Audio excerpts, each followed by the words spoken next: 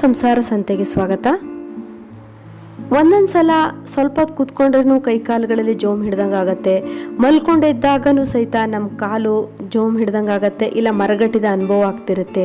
ಅವಾಗ ಏನು ಮಾಡ್ತೀವಿ, ನಾವು ಒಂದ್ಸಲ ಕೈ ಕಾಲುಗಳನ್ನು ಶೇಕ್ ಮಾಡಿ ಸ್ವಲ್ಪ ಹೀಗೆ ಹೊಡೆದಂಗೆ ಮಾಡಿ ಎಲ್ಲ ಲೂಸ್ ಮಾಡ್ದಂಗೆ ಮಾಡಿದ್ರೆ ಆಮೇಲೆ ಅದು ಕರೆಕ್ಟಾಗಿ ಆಗಿಬಿಡುತ್ತೆ. ಈಗಿನ ಲೈಫ್ ಸ್ಟೈಲಿನಿಂದಾಗಿ ಇಲ್ಲ ನಾವು ತಿನ್ನುವ ಆಹಾರಗಳಿಂದಾಗಿ ನಮಗೆ ಒಂದೊಂದು ಥರದ ಕಾಯಿಲೆಗಳು ಬರ್ತಾ ಇದೆ. ಆದರೆ ನಾವು ಸಿಂಪಲ್ಲಾಗಿ ಮರಗಟ್ಟಿದೆ, ಜೋಮ್ ಹಿಡಿದಿದೆ ನಮ್ಮ ಕಾಲು ಅಂತ ನಾವು ತಿಳ್ಕೊಂಡ್ರೆ ಅದು ಶುದ್ಧ ಸುಳ್ಳಾಗಿರುತ್ತೆ. ಯಾಕಂದರೆ ನಾವು ಮಲಗಿ ಇದ್ದಾಗ ಒಮ್ಮೊಮ್ಮೆ ನಮ್ಮ ಕೈ ಕಾಲುಗಳು ಜೋಮ್ ಹಿಡಿದ ರೀತಿಯಲ್ಲಿ ಜುಮ್ ಅಂತ ಇರುತ್ತೆ. ಆದರೆ ನಾವೇನು ತಿಳ್ಕೊಂಡಿರ್ತೀವಿ, ನಮ್ಮ ಕೈಗಳು ನಮ್ಮ ತಲೆಯ ಹಿಂದೆ ಇಟ್ಕೊಂಡಿರ್ತೀವಿ, ಇಲ್ಲ ದಿಂಬಿನ ಕೆಳಗೆ ನಮ್ಮ ಕೈ ಇಟ್ಕೊಂಡಿರ್ತೀವಿ ಅಂತ ಹೇಳಿ ತಿಳ್ಕೊಂಡು ಅದರಿಂದನೇ ಜುಮ್ ಹಿಡಿದಿದೆ ಅಂತ ನಾವು ತಿಳ್ಕೊತೀವಿ. ಆದರೆ ನಮ್ಮ ದೇಹದ ಯಾವುದೇ ಭಾಗದಲ್ಲಿ ರಕ್ತನಾಳಗಳನ್ನು ಒತ್ತಿ ಹಿಡಿದಾಗ ಆ ಭಾಗದಲ್ಲಿ ರಕ್ತ ಸಂಚಾರ ಕಡಿಮೆಯಾಗಿ ಸ್ಪರ್ಶಜ್ಞಾನ ಕಡಿಮೆಯಾಗುತ್ತದೆ. ಇದರಿಂದ ಯಾವುದೇ ವಸ್ತುಗಳನ್ನು ಮುಟ್ಟಿದಾಗ ಗೊತ್ತಾಗುವುದಿಲ್ಲ. ಇದಕ್ಕೆ ಕಾರಣಗಳೇನೆಂದರೆ ಕೈಕಾಲುಗಳ ಮೇಲೆ ಭಾರ ಬೀಳುವುದು, ರಕ್ತನಾಳಗಳ ಮೇಲೆ ಒತ್ತಡ ಬೀಳುವುದು, ಅತಿಯಾಗಿ ಮದ್ಯಪಾನ ಸೇವನೆ ಮಾಡುವುದು, ತಣ್ಣನೆಯ ಪಾನೀಯಗಳನ್ನು ಕುಡಿಯುವುದು ಮತ್ತು ಸ್ಮೋಕಿಂಗ್ ಅಥವಾ ಧೂಮಪಾನ ಮಾಡುವುದು.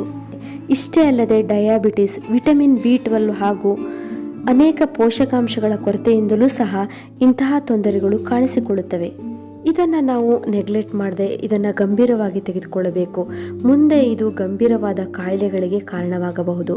ನಮ್ಮ ಶರೀರದ ಯಾವುದೇ ಒಂದೇ ಭಾಗದಲ್ಲಿ ರಕ್ತ ಸಂಚಾರ ಯಾಕೆ ಸರಿಯಾಗಿ ಆಗುವುದಿಲ್ಲ, ಯಾಕೆ ಶರೀರದ ಯಾವುದೇ ಒಂದೇ ಭಾಗದಲ್ಲಿ ರಕ್ತನಾಳಗಳ ಮೇಲೆ ಒತ್ತಡ ಬೀಳುತ್ತೆ, ಇದರ ಕಾರಣ ತಿಳಿದುಕೊಳ್ಳುವುದು ಬಹಳ ಮುಖ್ಯ. ಇದಕ್ಕೆ ಮುಖ್ಯ ಕಾರಣ ನಮ್ಮ ದೇಹದಲ್ಲಿ ವಿಟಮಿನ್ B12ನ ಕೊರತೆ. ಹೌದು, ಈ ವಿಟಮಿನ್ B12 ನಮ್ಮ ರಕ್ತನಾಳಗಳಿಗೆ ಶಕ್ತಿಯನ್ನು ಕೊಡುತ್ತೆ. ಇದು ನಮ್ಮ ದೇಹದ ಎಲ್ಲ ಜೀವಕೋಶಗಳಿಗೆ ಅಗತ್ಯವಾಗಿ ಬೇಕಾಗಿದೆ. ಮೆದುಳು ಮತ್ತು ನರಮಂಡಲದ ಮಧ್ಯೆ ಸಂದೇಶವನ್ನು ಕಳಿಸುವಲ್ಲಿ ವಿಟಮಿನ್ B12 ಮಹತ್ತರ ಪಾತ್ರವನ್ನು ವಹಿಸುತ್ತೆ.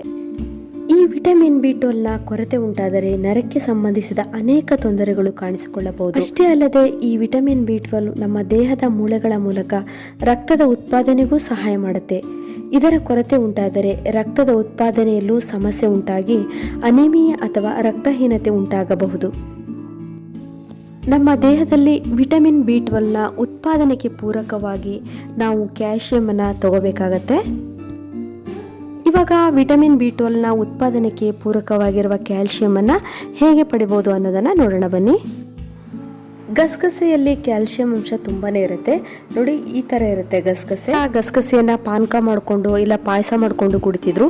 ಇವಾಗೆಲ್ಲ ಬರ್ತಾ ಬರ್ತಾ ಗಸಗಸೆ ಪಾಯಸ ಮತ್ತು ಪಾನಕ ಎಲ್ಲ ಕಡಿಮೆ ಆಗ್ತಿದೆ. ಅದರಿಂದ ನಮಗೆ ಹಲವಾರು ರೀತಿಯ ಕಾಯಿಲೆಗಳು ಬರ್ತಾ ಇದೆ. ನಮ್ಗೆ ಯಾವಾಗಾದರೂ ಆರಾಮಿಲ್ಲ ಅಂದಾಗ, ಏನಾದರೂ ಕಾಯಿಲೆ ಬಂದಾಗ ಇಂಥ ವಸ್ತುಗಳನ್ನು ನಾವೇ ಹುಡ್ಕೊಂಡು ಹೋಗ್ತೀವಿ. ಆದರೆ ಹಿಂದೆಲ್ಲ ಹೇಗಿರ್ತಿರ್ಲಿಲ್ಲ, ಎಲ್ಲ ಅಡುಗೆಗಳಲ್ಲೂ ಗಸಗಸೆನ ತುಂಬ ಬಳಸ್ತಾ ಇದ್ವಿ. ನಾವು ಡೈಲಿ ಗಸಗಸೆನ ಯಾವ ರೀತಿ ಬಳಸ್ಬೋದು ಅಂದರೆ, ಒಂದು ಪಾತ್ರೆಗೆ 1 ಲೋಟ ಹಾಲನ್ನು ತೊಗೊಳ್ಳೋಣ. ನಾವು ಈ ಥರ 1 ಲೋಟ ಹಾಲು ಹಾಕೋಬೇಕು. ಇದನ್ನು ನಾವು ಚೆನ್ನಾಗಿ ಬಿಸಿ ಮಾಡ್ಕೋಬೇಕು. ಇದಕ್ಕೆ ಇಲ್ಲಿ ನಾನು 2 ಸ್ಪೂನ್ ಗಸಗಸೆನ ಹಾಕ್ತಾ ಇದ್ದೀನಿ. ನೋಡಿ,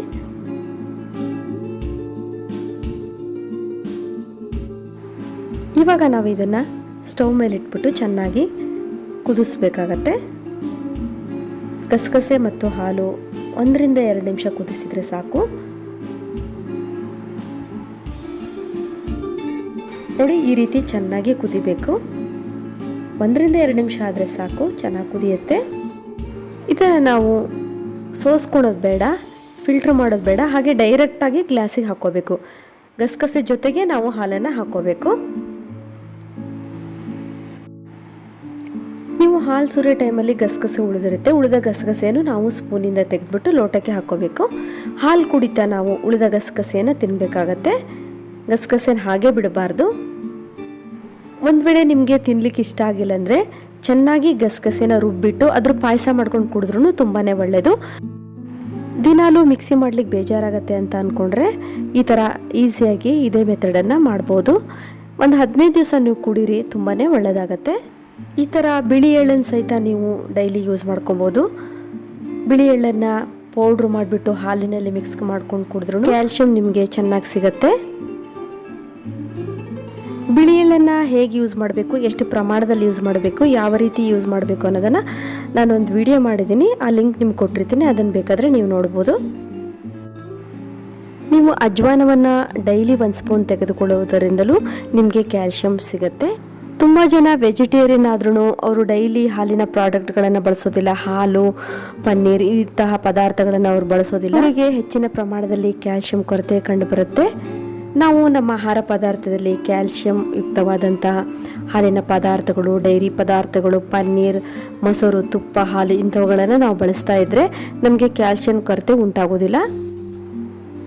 ಡೈಲಿ ಯಾವುದಾದರೂ ಒಂದು ಚಟುವಟಿಕೆಗಳಲ್ಲಿ ನಾವು ತೊಡಗಿಸಿಕೊಳ್ಳಬೇಕು. ವಾಕಿಂಗ್ ಆಗಲಿ, ರನ್ನಿಂಗ್ ಆಗಲಿ, ಇಲ್ಲ ಯೋಗಾಸನವಾಗಲಿ, ಯಾವುದಾದ್ರೂ ಒಂದನ್ನು ನಾವು ಅರ್ಧ ಗಂಟೆ ನಮ್ಮ ಜೀವನದಲ್ಲಿ ಇಟ್ಕೊಂಡ್ರೆ ನಮಗೆ ಇಂತಹ ಪ್ರಾಬ್ಲಮ್ಗಳು ಉಂಟಾಗೋದಿಲ್ಲ. ವಿಟಮಿನ್ B12ಗೆ ಸಪೋರ್ಟಿವ್ ಆಗುವಂತಹ ಆಹಾರಗಳು ಇಲ್ಲಿವೆ.